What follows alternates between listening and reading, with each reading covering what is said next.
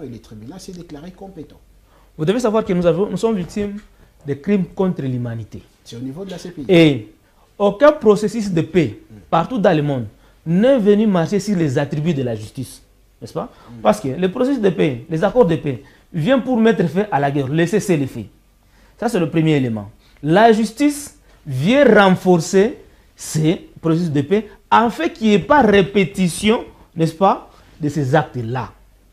Mais malheureusement, au regard de ce qui se passe au Congo, tous les accords que nous avions connus, à l'instar de l'accord cadre d'Addis Abeba, tous les autres accords, en commençant par Lusaka, Harare, San City, l'accord récemment ici signé à Goma en 2021, aucun accord n'a mis en avant-plan la justice pour les victimes, pour la RDC, mais plutôt il s'était penché sur des intérêts, qu'on peut dire des intérêts à court terme.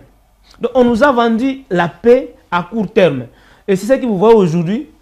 Tous ceux qui ont participé dans des guerres d'agression contre la RDC se sont retrouvés ministres à Kinshasa, se sont retrouvés députés à l'Assemblée nationale, se sont retrouvés des généraux dans l'armée avec des hautes fonctions dans l'armée. Ce qui aujourd'hui donne, n'est-ce pas, l'envie à d'autres jeunes Congolais d'aller prendre les armes parce qu'ils se disent que pour accéder à des postes de responsabilité au Congo, il faut tuer des Congolais. Il faut faciliter, n'est-ce pas, le pillage du Congo. Que reprochez-vous à cet accord signé le 27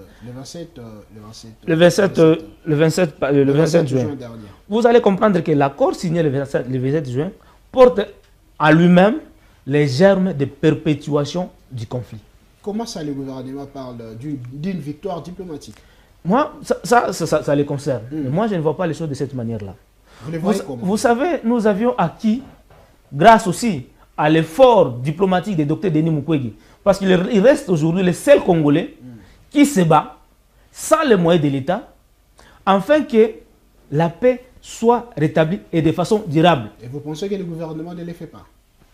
Quand vous voyez déjà l'accord signé, vous allez comprendre que ça laisse planer des doutes. Et tout le pessimisme que nous avions évoqué par le passé, ça vient se confirmer avec cet accord signé aujourd'hui.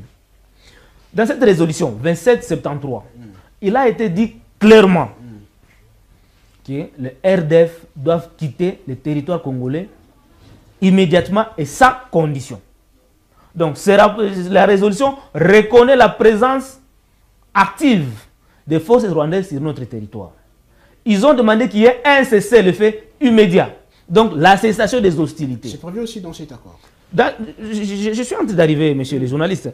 Dans cet accord, il a été demandé que comment on appelle ça, l'administration parallèle implantée par Nanga soit démantelée. Et la MONUSCO devrait accompagner le gouvernement congolais pour mettre en œuvre la résolution 2773.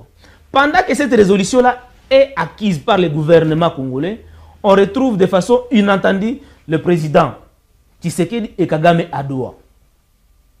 Pendant que Mukwege s'était battu au niveau de l'Union européenne, au niveau de l'ONU, pour qu'il y ait des sanctions sérieuses contre le Rwanda, c'est nous, Congolais, qui avions donné encore le souffle au Rwanda afin que nous puissions continuer dans des négociations avec le Rwanda. Parce que si cette résolution-là, 2773, était, du Conseil de sécurité des Nations Unies, était respectée, on ne serait pas à Doha avec le M23. Ouais. Mais le fait que le gouvernement se retrouve encore... Et c'est cette même communauté internationale qui nous demande de dialoguer. Cette même communauté internationale nous demande de dialoguer. Pourquoi? Parce que nous-mêmes, nous n'arrivons pas à prendre à bras le corps les résolutions qui nous sont données ou bien les opportunités qui nous sont données par la communauté internationale. Ça pose problème. Quand les sanctions ont été prises contre le Rwanda, déjà au Rwanda, la population rwandaise commence à se plaindre contre Kagame. Parce que quand on cible le Rwanda, on prend des sanctions contre le Rwanda, ça se sent dans le vécu quotidien des Rwandais. Pendant qu'on est en train de travailler pour la mise en exécution de ces sanctions, on se retrouve à Doha avec Kagame. Or, vous devez savoir que Doha a plus d'intérêt au Rwanda qu'en République démocratique du Congo. Comment ça? Et du coup, les Doha ne peuvent pas faciliter à ce que Rwanda puisse perdre ses intérêts au Rwanda. Je vais vous expliquer. Doha, donc les Qataris, ont plus investi au Rwanda qu'en RDC. Parce que nous, l'aéroport international de Bugesera au Rwanda pleinement, disons, à plus ou moins 70% financé par les Qataris. Or, cet aéroport-là, pour qu'il puisse y avoir les retours sur investissement au Rwanda, il faut qu'il y ait l'insécurité à l'Est. Parce que plus il y a de l'insécurité à l'Est, plus les Congolais restent dépendants des infrastructures rwandaises. C'est nous qui exploitons, nous Congolais qui exploitons plus l'aéroport rwandais. Parce que tous les opérateurs économiques, tous les Congolais, pour voyager à l'international, qui sont à Goma, à Bukavu, à Kisangani, ils doivent passer par Rwanda. C'est en termes, messieurs les journalistes, de GoPass que nous payons au Rwanda. C'est en termes de taxes, de billets de voyage que nous payons aux entreprises rwandaises qui paient les taxes dans la caisse rwandaise. C'est en termes de millions de dollars que les Congolais